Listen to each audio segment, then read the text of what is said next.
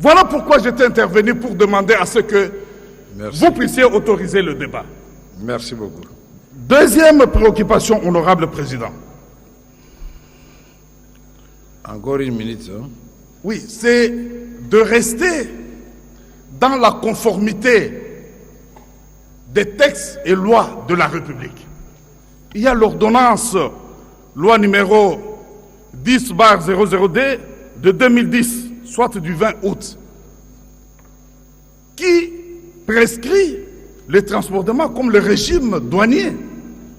Et cela devrait être respecté en tant que tel, ce qui n'est pas le cas au ministère du Commerce extérieur. Voilà pourquoi je peux recommander, tout en remerciant l'initiateur de cette question orale avec débat, je peux lui recommander de transformer même cette question en une interpellation pour que beaucoup de lueurs soient faites. Je vous remercie. Merci beaucoup, honorable. Honorable Valentin Ngandou. Honorable Clotilde Motita de Ensemble.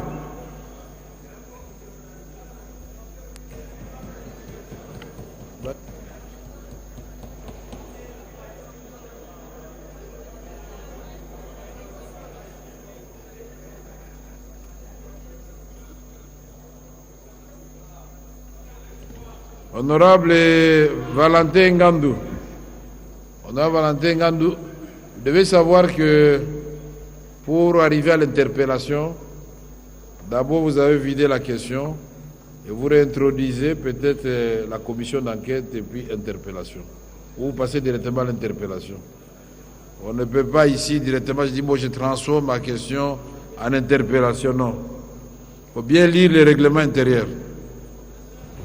Honorable Clotilde Motita, Madame, vous avez la parole. Merci, Président. Je vous donne exceptionnellement 7 minutes. Pardon? Combien? Vous avez exceptionnellement 7 minutes. Merci, Président. Merci, Président, pour la parole. Tout en louant l'humilité de Son Excellence le ministre, nous vous disons merci d'être présent. Parce que nous nous sentons très humiliés par l'absence des autres ministres.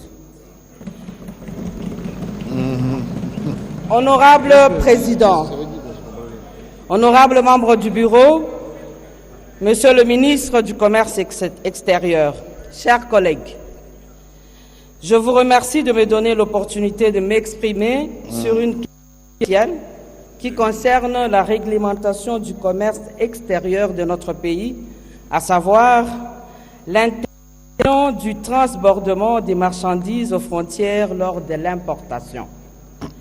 Avant d'aller plus loin, permettez-moi d'attirer votre attention sur une situation particulièrement préoccupante concernant la gestion de la frontière de Kasumbalesa.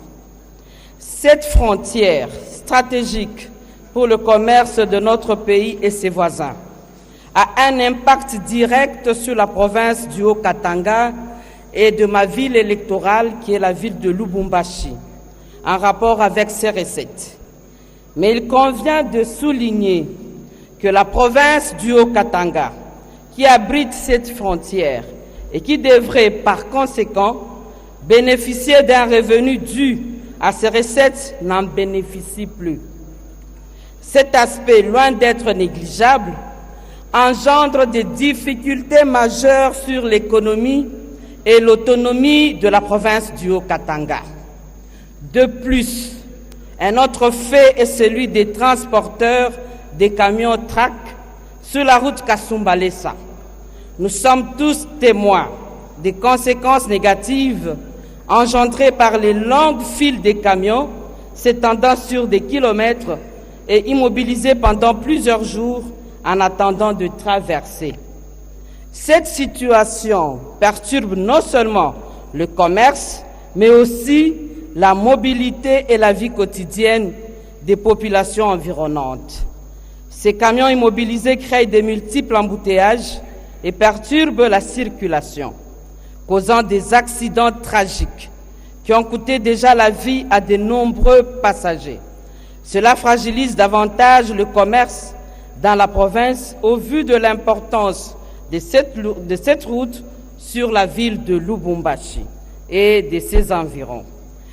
Quelle solution le gouvernement propose-t-il pour résoudre cette problématique des longues files des camions à Kasumbalesa et améliorer la fluidité des échanges commerciaux dans cette région stratégique? Honorable Président, honorables membres du Bureau, Monsieur le Ministre, chers collègues, s'agissant de la question adressée au ministre du Commerce extérieur sur l'interdiction du transbordement des marchandises aux frontières lors de l'importation, cette mesure soulève des vives inquiétudes parmi les acteurs économiques et la population en général. Si son objectif est de renforcer la traçabilité des marchandises et de protéger l'économie nationale, de lutter contre la fraude douanière, il convient toutefois d'examiner ses impacts sur le terrain. Permettez-moi de poser les questions suivantes. Quelles mesures concrètes ont été mises en place pour garantir que cette interdiction ne ralentisse pas le flux des marchandises et n'entraîne pas une augmentation des coûts pour les importateurs et par conséquent pour les consommateurs finaux? 2. Les mécanismes de contrôle et de coordination avec les pays voisins ont été envisagés pour prévenir les conflits frontaliers et les retards dans les opérations commerciales. 3. Existe-t-il une stratégie pour accompagner les petits commerçants et les opérateurs économiques qui pourraient être durement affectés par cette mesure? Au-delà de ces interrogations, je tiens à formuler les recommandations suivantes. 1. Renforcement des infrastructures frontalières. Ici, je parle des frontières et plus particulièrement de la frontière de Kasumbalesa. Investir dans les infrastructures modernes pour faciliter le dédouanement rapide et efficace des marchandises sans compromettre la sécurité et la conformité réglementaire. 2. Dialogue avec les parties prenantes. Et donc ici, mettre en place un cadre de concertation régulier avec les importateurs, les transporteurs et les douanes, afin de recueillir leurs préoccupations et de co-créer des solutions adaptées. 3. Mise en place d'un système de suivi numérique, intégrer des outils technologiques pour assurer la traçabilité des marchandises sans recourir à des procédures lourdes qui peuvent freiner les activités commerciales. 4. Accompagnement des petits commerçants. Prévoir des mesures d'allègement fiscal temporaire ou d'autres incitations pour les petites et moyennes entreprises touchées par cette interdiction. 5. Coopération régionale. Renforcer les accords bilatéraux et multilatéraux avec les pays frontaliers pour harmoniser les procédures et réduire les risques du déséquilibre commercial. Monsieur le ministre du Commerce extérieur, il est essentiel que cette interdiction, bien qu'établie dans un esprit de protection et d'efficacité économique, soit appliquée de manière équilibrée, avec une attention particulière aux réalités du terrain. Ici, tout particulièrement, les réalités de notre frontière Kasumbalesa. Une mise en œuvre mal préparée risquerait non seulement de nuire aux opérateurs économiques, mais aussi de fragiliser notre position dans le commerce régional.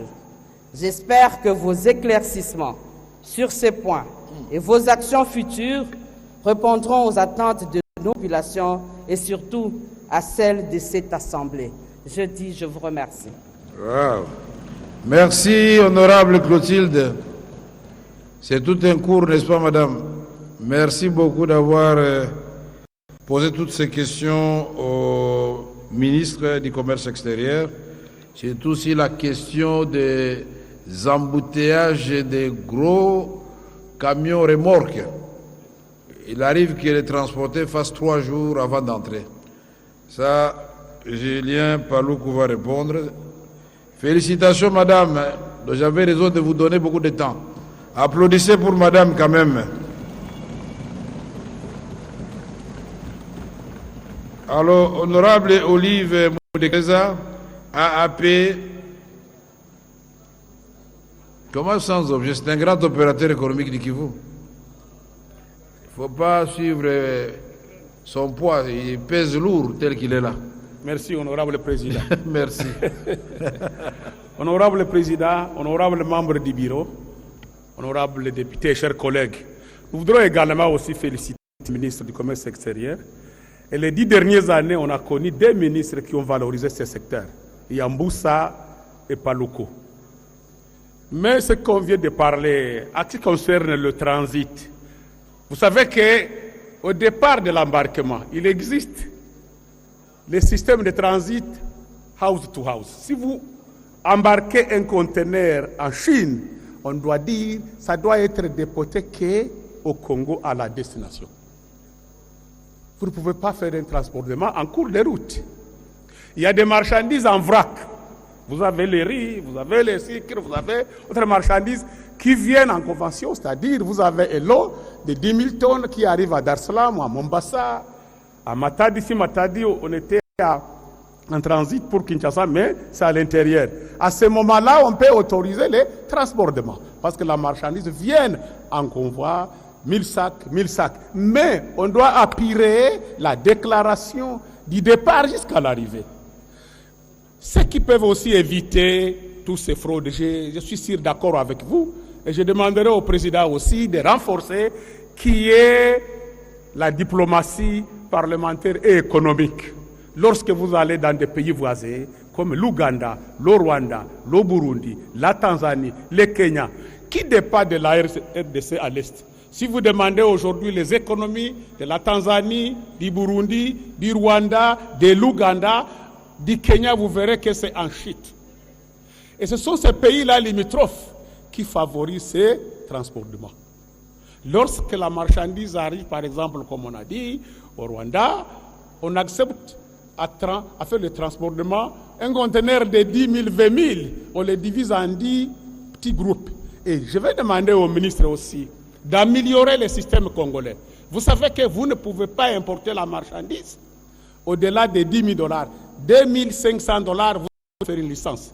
Je crois qu'on peut innover pour amener ça à 10 000 $, l'importation sans licence. Parce que le gouvernement congolais autorise des sorties de la frontière avec 9 990 $. Vous pouvez importer cette marchandise sans licence. Ramener les gens à la licence a poussé à plusieurs personnes. Vous savez, le Congo, surtout à l'Est, 99% ce sont des PME, des micro-entreprises, qui a 10 000, qui se retrouvent à Dubaï, qui se retrouvent en Chine. On fait un groupage de marchandises, on est à 10, on vient dans un conteneur. On arrive à la frontière, on essaie de faire le transportement. C'est à cause de tout cela. Et pour terminer, il faut aussi améliorer le climat des affaires.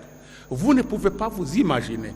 Vous prenez un camion qui quitte Dar es Salaam pour aller à Bukavu. C'est 1500 km. Vous payez 100 $ de péage route. Quand vous allez à Bukavu, à la frontière, vous payez 1 km 200 $. Voilà pourquoi même les transporteurs étrangers veulent rester à la frontière pour faire les transportements. Donc il faut améliorer le climat. Et les tarifs douaniers, nous sommes les plus chers dans la région. Quand vous comparez les tarifs au Burundi, au Rwanda, en Ouganda, au Kenya, vous verrez que la RDC a un tarif plus élevé. Et entre-temps, pour terminer, la RDC a plus de 20 intervenants à la frontière. Vous parlez de guichet unique. On n'a jamais respecté le guichet unique. Si on avait ce guichet unique intégral, là où on vous dit, vous avez payé 10 000 $, vous versez les 10 000 $, vous sortez avec votre marchandise, on n'aurait pas de transportement, on n'aurait pas de la fraude. Mais vous avez un guichet unique, les autres disent non, nous sommes en dehors du guichet unique. Comment voulez-vous qu'on freine cette fraude-là? Donc, nous encourageons les ministres. Je crois qu'il a fait beaucoup d'efforts. Il faut aussi sur le plan du commerce extérieur. Vous savez aujourd'hui, un Congolais qui va en Chine, il ne peut pas retirer l'argent sur Western Union avec les passeports congolais, on refuse. Pourtant, le volume de la RDC vers les importations de la Chine a un grand volume. Il faut aussi faire cette diplomatie, voir avec votre collègue des affaires étrangères, pour qu'on demande pourquoi la Chine n'accepte plus les transactions des Congolais avec leur passeport en Chine. Ça, c'est... Et même pour avoir un visa, on exige quelqu'un qui est à Kisangani, qui est à Bukavu, venir ici à Kinshasa, faire plus de 1 mois. Ouvrez le micro, monsieur. Ouvrez le micro, c'est très intéressant. Ça va. Okay. Non, on va terminer. Je crois qu'on amènera tout un document au ministre pour permettre à ce que aussi les Congolais. Et demain, vous irez d'aller à Goa. On a été à Goa en 2015 avec le sommet Afrique-Congo. Nous étions là-bas, on a parlé du Congo qui a des opportunités. Vous avez eu cette chance à l'arrivée du président Tshisekedi. On a été accordé pour qu'on puisse maintenant exporter vers l'Amérique. Mais nos produits, qui encouragent nos produits? Pourtant, nous avons les meilleurs produits. Si l'Amérique venait demain pour faire l'or ici au Congo, il faut aussi qu'on exige qu'ils achètent plus de produits congolais. Quand vous allez aux États-Unis, vous verrez les petits produits du Rwanda, du Burundi, du Kenya, de l'Ouganda. Oui, oui. Même un panier qui coûte $5 ici, on l'achète pour les encourager à $10 aux États-Unis. Nous avons ce potentiel de produits. Nous avons les meilleurs cafés du monde, du bord du lac. Vous étiez au Nord Kivu, vous le savez, les cafés les plus préférés au monde. Mais aujourd'hui, nous ne pouvons pas accéder à ce... Il faut promouvoir le commerce extérieur. Il faut accompagner ce qu'on parle de PME. Sinon, le Congo, on va toujours pousser aux gens d'aller vers la fraude, tellement qu'on n'est pas soutenu. Merci, honorable président. Merci beaucoup, honorable Olive Moudekereza. Là, c'est l'expérience qui parle. Il est le président de la FEC Sud Kivu, dont il vit ça au quotidien. Et le ministre Julien Paluku ne va pas contester la qualité du café qui est cultivé chez lui là-bas. Et même du thé. Et même du blé. Beaucoup de gens ne savent pas que le blé pousse à Lubero. La guerre ici nous fait trop de mal. Les cacao, nous sommes peut-être les premiers exportateurs du cacao, mais qui ne portent pas le nom congolais. Non, c'est très bien. Merci beaucoup, honorable Olive. Et le quoi? Du chanvre. Du chanvre où c'est à Ingende? C'est faux, c'est Njoli qui a dit, c'est pas moi. Bon, quand y allez vous asseoir. Les cannabis, ce n'est pas mauvais pour si la pharmacie.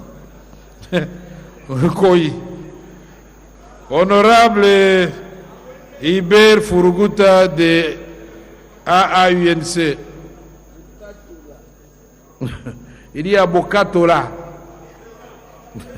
Ça, c'est les rapportés, c'est pas moi.